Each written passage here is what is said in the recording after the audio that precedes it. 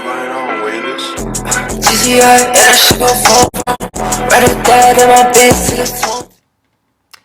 Good day, everyone, and welcome to today's episode of Education Street, brought to you by the fantabulous folks at Cupcake Media. Our boy Techie is still MIA. We don't know where he is. We hope he's alive. We hope that, the cartels down south did not trade his skinny ass to human trafficking and send him back to Thailand and Vietnam. So anyways, today, we want to dive into something kind of fun. Not really too much fun. We just want to talk about a little bit about society. As many of you may have known, the New York, gala event has happened, and I think it's time we took a step back from everything, especially from all the beautiful dresses that were there and the amazing work that all the the artists and designers put into making those outfits. But I think we have a problem in American society, and it has to do with hypocrites. See, my issue with hypocrites is you can't have someone like Congresswoman AOC wear a dress that probably costs like $20,000 and attend an event that costs $35,000 per ticket and have a dress on it that says tax the rich. Because that's pure hypocrisy.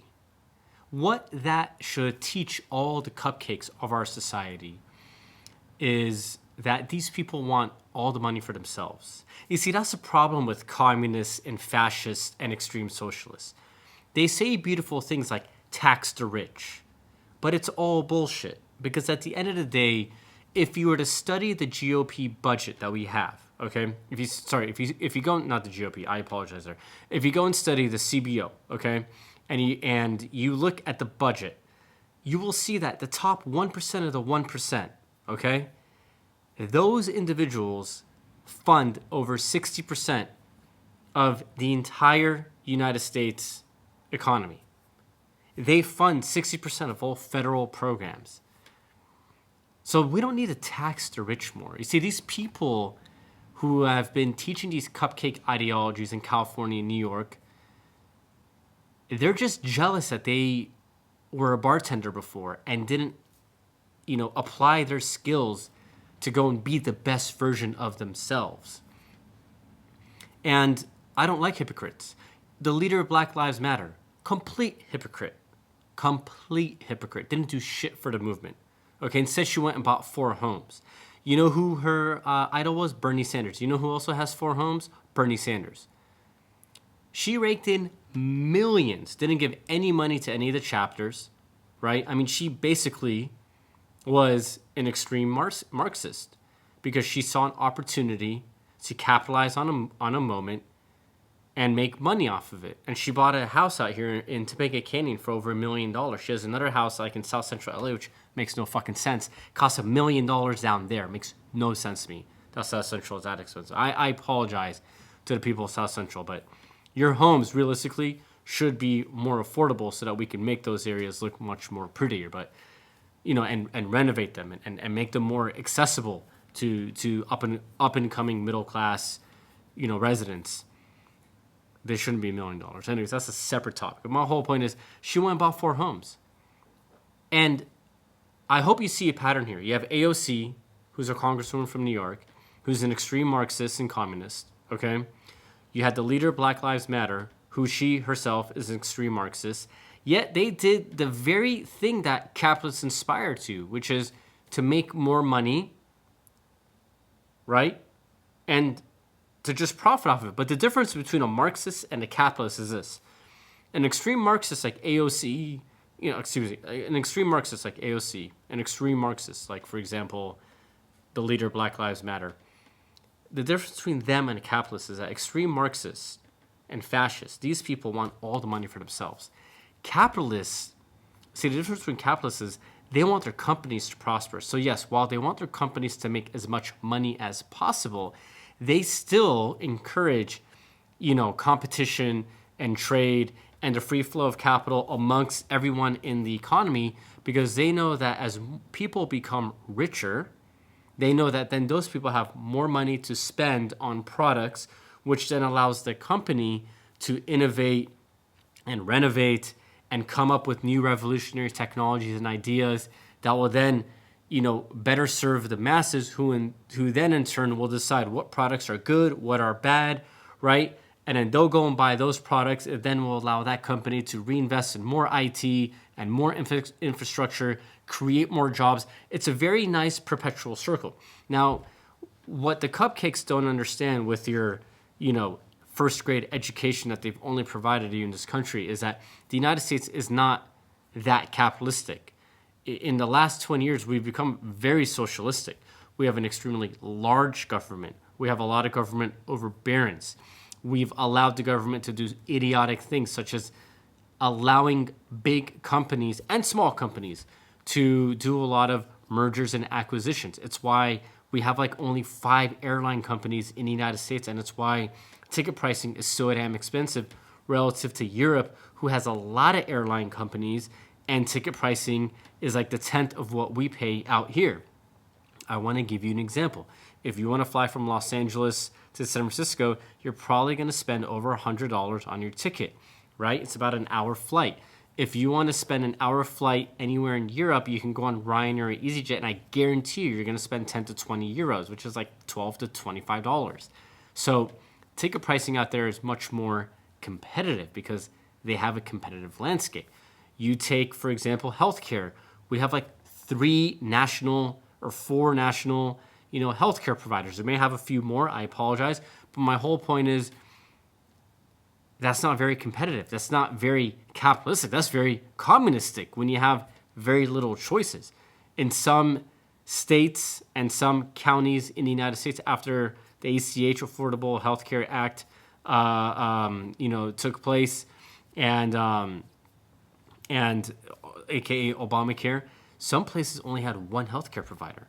So the problem with hypocrisy is you have people like AOC saying, "Oh, we need to tax the rich," but yet I'm going to attend an event that costs $35,000 per ticket, and I'm going to wear a dress which is going to cost mega thousands of dollars. And I think that sends the wrong message, because what you're saying to everybody is, yeah, let's go tax the rich so that I can absorb all that money for me, because fuck all of you. I'm going to make you pretend that I care about you. I'm going to say all the nice things so that the cupcakes go, "Oh, give me a cupcake, AOC." And get fooled by it, because unfortunately most people in America, we don't have eyes, we don't have ears, and God help us, we don't have brains anymore. So we lack the 3 basic fundamental things that make us survive as a human. And we get easily guiled, and we think these things like, tax the rich, like we get so hyped because we have become a society of delinquents and just lazy people who don't want to aspire to become better versions of themselves. So we want to take the hard labor and fruit off of somebody else and say, "Give it to me," versus investing that hard labor into ourselves so that we don't have to rob from our neighbors in the guise of government redistribution. And speaking more on hypocrisy, like you take the governor of California, right? On one end, he was telling everybody to stay home, mask up, don't do this, don't do that, no blowjobs on Sundays. And there he was at a very, very fancy schmancy restaurant in San Francisco, and he lied, and no one cared about that. He lied why he went there. He first said he was there for friends. He said he has 20 friends. I mean, I don't have 20 friends. Maybe you guys do, but like 20 legit friends. Only later to come out and say, yeah, some lobbyists took him out to dinner at this fancy schmancy restaurant in San Francisco, while none of us could go out.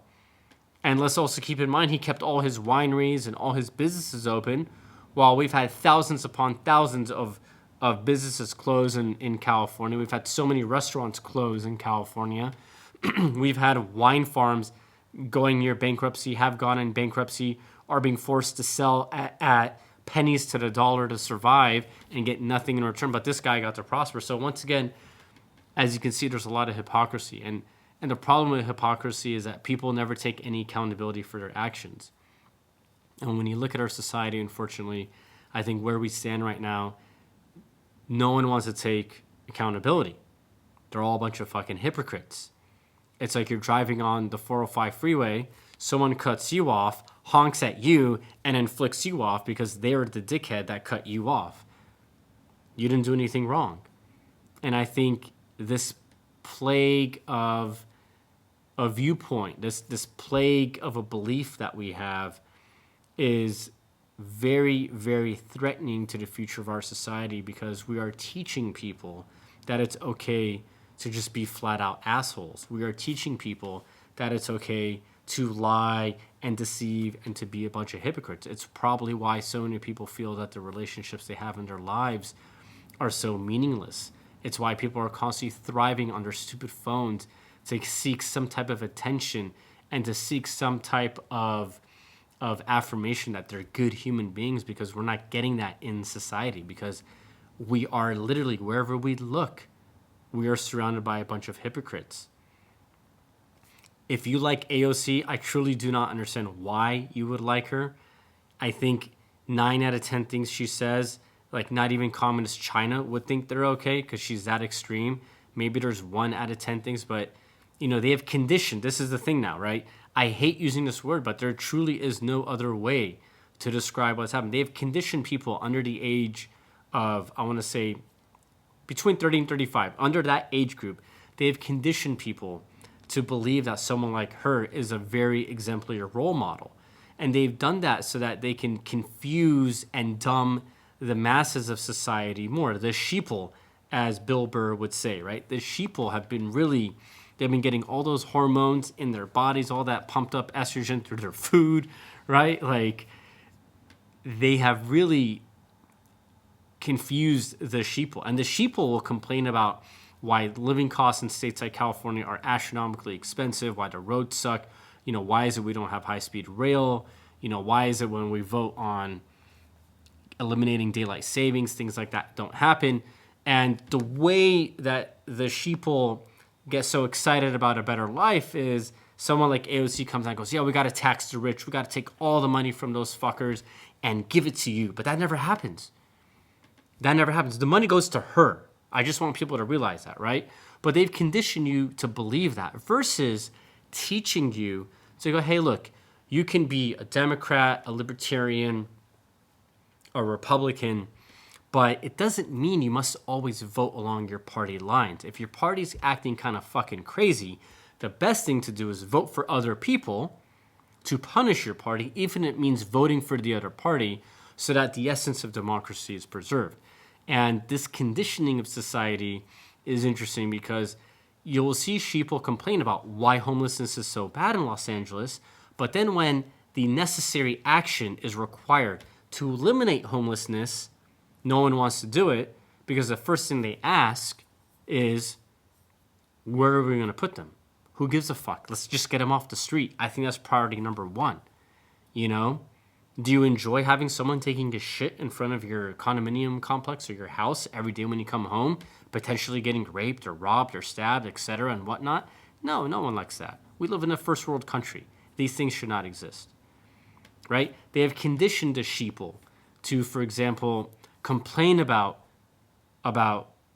why affordable housing does not exist in California, but then when they tell them we're going to go tax the rich, that's the solution, they go, yes, that's the solution. But how's that the solution? How is taxing the rich going to solve, for example, affordable housing? No, it's going to make housing more expensive. That's what they don't tell you, because they haven't taught us how to have critical thinking. They haven't taught us to really analyze and dissect a situation. They haven't taught us to analyze that we are being easily misled and guiled, by people, to be deceived and misrepresented. So the hypocrisy is very cancerous. And the issue is, it's not only a Gen Yeezy problem, which is a Gen Y, aka what you guys call Gen Z, but Gen Z to me does not exist. According to the traditional methods of generations, right? Dr. Levy, God bless his soul if he was alive, he will tell you that Gen Z does not exist. Gen Z is typically like my niece and my nephew. They are little tiny kids right now, because we neglect to take into account that the boomers have had the biggest sexcapade in the history of humans, and they have spawned like 3 generations of humans, maybe 4 now at this point. So the Gen Yeezys, are just being the most easily manipulated generation because they're the least interested in doing anything. They're the least motivated. They're the most cupcake-ish because they've held their hands for everything. I mean, they have literally told them that they don't need to pee in the right bathroom anymore, which goes against all scientific norms and nature itself. Okay? So, when they tell them things like, yeah, we're going to tax the rich, the Gen Yeezys, and all the poor-minded people, right? Think about it. There's a difference between poor and poor-minded. You can be rich and still be poor-minded. All the poor-minded people go, yes, this is such a wonderful idea. But I want you to really ask yourself, when was the last time the government ever said, let's increase taxes, and when did it benefit anybody? Yeah, that silence pretty much answers that question. Never. It has never benefited anybody. So that's the issue with hypocrisy, right? A lot of deception, a lot of loneliness, a lot of zero accountability, a lot of thievery, a lot of dishonesty. And I think that's something that if we are a real society in America, then we shouldn't tolerate hypocrisy. Back in my day, which was like 5 years ago, if you're a hypocrite, no one talked to you. Or you got punched in the face, and then no one talked to you. Because hypocrisy is a plague. It leads to a lot of other bad results in society. It leads to a lot of other bad characteristics. So while all of you may be thinking that, wow, AOC is such a wonderful person, keep in mind, she attended an event that is for the Uber of the Uber elite. She wants to be them. She wants to be them. She attended an event where it cost $35,000 a ticket and wore a dress that will probably sell anywhere between $5,000 to $20,000. Let that sink in for a while. Is that someone that you truly want to support? Because I wouldn't want to support a hypocrite. And nothing is worse than a communist, an extreme fascist communist who wants to mislead all of you, who truly deep down inside is a fascist capitalist. That is the worst combo of a human being possible, because they want everything for themselves versus truly sharing that wealth and watching their society prosper. We hope you enjoyed that episode. Please remember to click subscribe, follow us on YouTube, give us some thumbs up. We're on Spotify, we're on Apple, we're on various podcasting hosting sites, and we hope to see you next time. Thank you very much. What the fuck going on, Waiters? GCI, and that shit gon' fall.